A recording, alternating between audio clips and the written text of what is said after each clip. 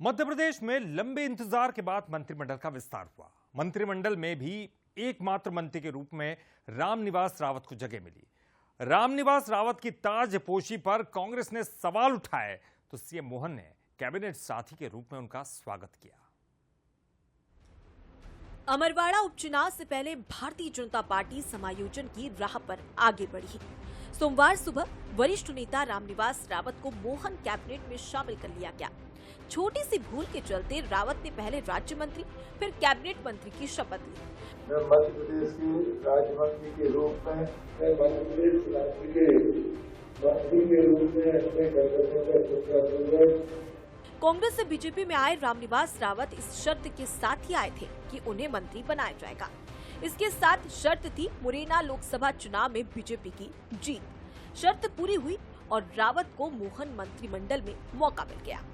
रावत के बाद अब कांग्रेस छोड़ बीजेपी में आए कमलेश शाह और निर्मला सप्रे भी कतार में हैं, तो बीजेपी के कई दिग्गज भी इंतजार कर रहे हैं।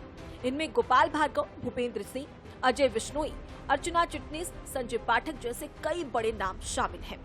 रावत ने मंत्री बनते ही पार्टी और संगठन का आभार जताया तो बीजेपी नेताओं की तरफ से शुभकामनाओं का दौर चल पड़ा।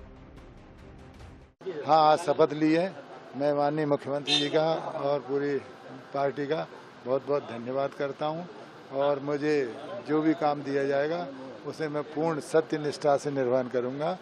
मैं अपनी सरकार में नव नियुक्त मंत्री का लाभ मुझे मिलेगा। मध्य प्रदेश की जनता के लिए उनका अपना संसदीय जीवन लंबा है, उनका अपना अनुभव भी बहुत है। मैं समझ सकता हूं कि पूरे प्रदेश को खास करके हमारे चंबल अंचल में उनकी अपनी गहरी पकड़ भी है और वो क्षेत्र ऐसा आता है जहाँ विकास की बहुत संभावना है। मध्य प्रदेश सरकार उनकी भावना के अनुसार लगातार अच्छे से अच्छा काम करेगी और प्रदेश की सेवा करेगी। एक अनुभवी नेता मध्य प्रदेश के विकास में अपनी भागीदारी करेंगे, उनको मेरी शुभकामनाएं। रामनिवास रावत के कैबिनेट मंत्री बनते ही सियासत गर्मा गई। कांग्रेस ने पूरे मामले में बीजेपी पर गंभीर आरोप लगाए और रावत पर कार्रवाई की मांग तक कर डाली। इसके साथ ही कांग्रेस ने बीजेपी के वरिष्ठ नेताओं की अनदेखी का आरोप भी मढ़ दिया। सियासी सरगर्मी के बीच रामनिवास रावत के विधायक पद से इस्तीफे की भी खबर आ गई। मुझे तो आश्चर्य होता है कि महामहिम राज्यपाल जी ने कैसे उनको ओहदे दिला दी है। तो पहले उनको इस्तीफा देना चाहिए था, जनता के बीच में आना चाहिए था, फिर मंत्री बनाना चाहिए था। कांग्रेस के विधायक को मंत्री बनाया, जिसका हमने विधानसभा में डिस्क्वालिफिकेशन का ऑलरेडी अपील की हुई थी, हमारा नेता प्रतिपक्ष ने की हुई थी। उसी विधायक को न डिस्क्वालीफाई किया फिर भी मंत्री बना दिया।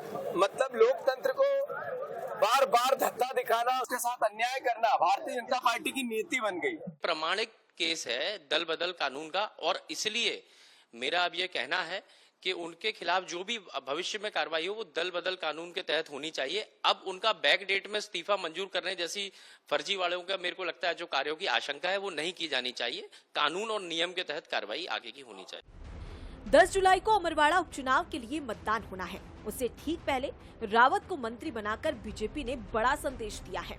तो बीजेपी नेताओं को भी ये समझाने की कोशिश की है कि समायोजन के लिए अभी कई पद कैबिनेट में खाली हैं। कुल मिलाकर बीजेपी ने बड़ी समझदारी से एक तीर से कई निशाने साधते हुए रामनिवास रावत को मंत्री पद दिया।